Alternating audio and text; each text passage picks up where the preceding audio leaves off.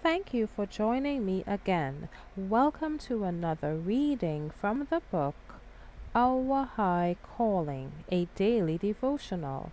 Today's reading is entitled Almost to the Excellence of the Angels, July 31st. There is singing up in heaven such as we have never known, where the angels sing the praises to the Lamb upon the throne. Their sweet harps are ever tuneful and their voices always clear.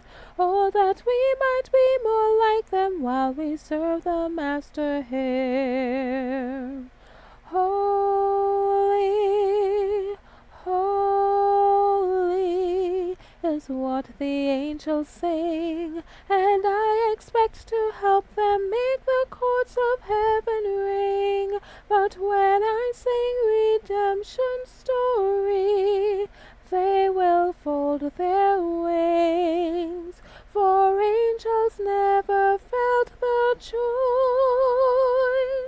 that our salvation brings. The righteous also shall hold on his way, and he that hath clean hands shall be stronger and stronger. Job 17:9. To every man God has entrusted talents for wise improvement.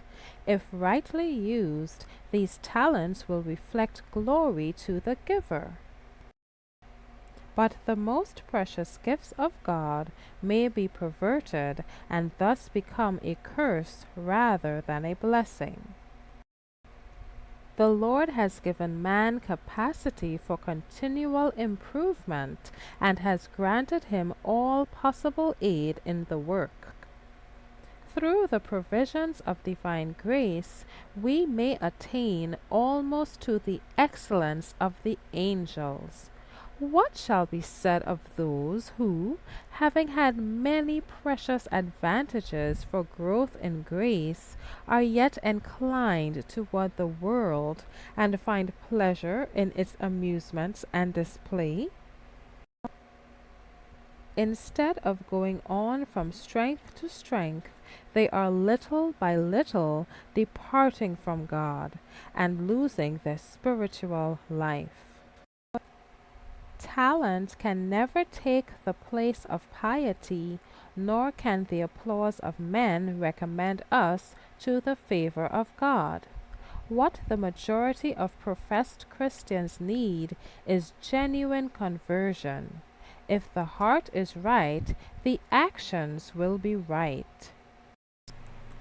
An earthly, debasing influence marks the character and the life of those whose hearts do not glow with the fire of true goodness. Too many profess to be followers of Christ and feel at liberty to follow their own judgment and indulge the desires of their own hearts. He who would advance in the Christian life must put his own hands and heart to the work. Friends may exhort and counsel to urge him onward and upward. Heaven may pour its choicest blessings upon him. He may have all possible assistance on the right hand and on the left, and yet all will be in vain unless he shall put forth earnest effort to help himself. He himself must engage in the warfare against sin and Satan, or he will fail of everlasting life. Pure religion leads its possessor ever upward, inspiring him with noble purposes, teaching him propriety of deportment, and imparting a becoming dignity to every action. But I hear another anthem blending voices clear and strong. Unto him who hath redeemed us and hath brought us is the song. We have come through tribulations, through this land so fair and bright. In the fountain freely flowing, he hath made our garments white. Holy, holy is what the angels sing, and I expect to help them make the chords of heaven ring. But when I sing redemption's story, they will fold their wings, for angels never felt the joy that our salvation brings. Thank you for listening today. Be sure to join me tomorrow for another reading from the book Our High Calling.